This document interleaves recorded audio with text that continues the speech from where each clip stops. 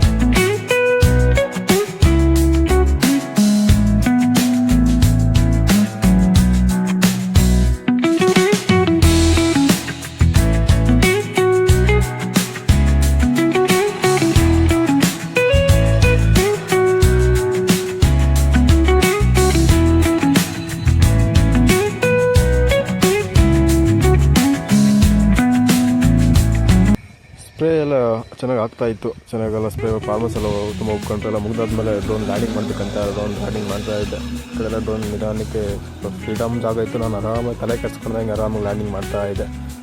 ಇದೇ ಥರನೇ ನೀವು ಆರಾಮಾಗಿ ಲ್ಯಾಂಡಿಂಗ್ ಮಾಡ್ಬೋದು. ಏನು ಥರನೇ ಇರೋಲ್ಲ. ಈ ಥರ ಫ್ರೀಡಮ್ ಇದ್ದರೆ ಯಾರು ಬೇಕಾದ್ರೂ ಲ್ಯಾಂಡಿಂಗ್ ಮಾಡ್ಬೋದು. ಕಾಣಿಸಿದೆ ಲ್ಯಾಂಡಿಂಗ್ ಆಗ್ತಾ ಇರೋದು.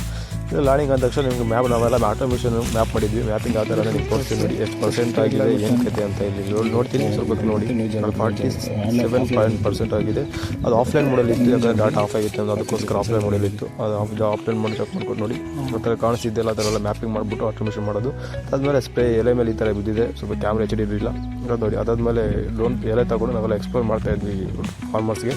ಈ ಥರ ಎಲ್ಲ ಬೀಳ್ತಿದೆ, ಚೆನ್ನಾಗಿ ಬಿದ್ದಿದೆ ಅಂತ. ಅದಾದಮೇಲೆ ಫಾರ್ಮರ್ಸ್ ಎಲ್ಲ ಬಂದುಬಿಟ್ಟು ಎಲ್ಲರೂ ಕುತ್ಕೊಂಡು ಡ್ರೋನ್ ಬಗ್ಗೆ ಎಲ್ಲ ಮಾತಾಡ್ತಾ ಇದ್ರು. ತುಂಬ ಚೆನ್ನಾಗಿ ಆಗ್ತಿದೆ ಏನು ಕತೆ ಅಂತ. ಅದೇ ಅವ್ರು ಹೇಳ್ತಿದ್ರು ಜನ ತುಂಬ ಕಷ್ಟ, ಯಾರೋ ಒಪ್ಕೊಳ್ಳಲ್ಲ ಅಂತ. ಆದರೆ ತುಂಬ ಜನ ಆಯಿತು. ಎಲ್ಲ ಮಾತಾಡ್ಬೇಕಾದ್ರೆ ಅವ್ರಿಗೂ ಸಾಕಾಗಿ ಜ್ಯೂಸ್ ತೊಗೊಬಂದರು. ಜ್ಯೂಸ್ ಎಲ್ಲ ಕುತ್ಕೊಂಡು ಬಿಸ್ಕೆಟ್ ಎಲ್ಲ ತಿಂದ್ಕೊಂಡೆಲ್ಲ ಅವ್ರು ಅರಟೆ ಹೊಡ್ತಾಯಿದ್ರು.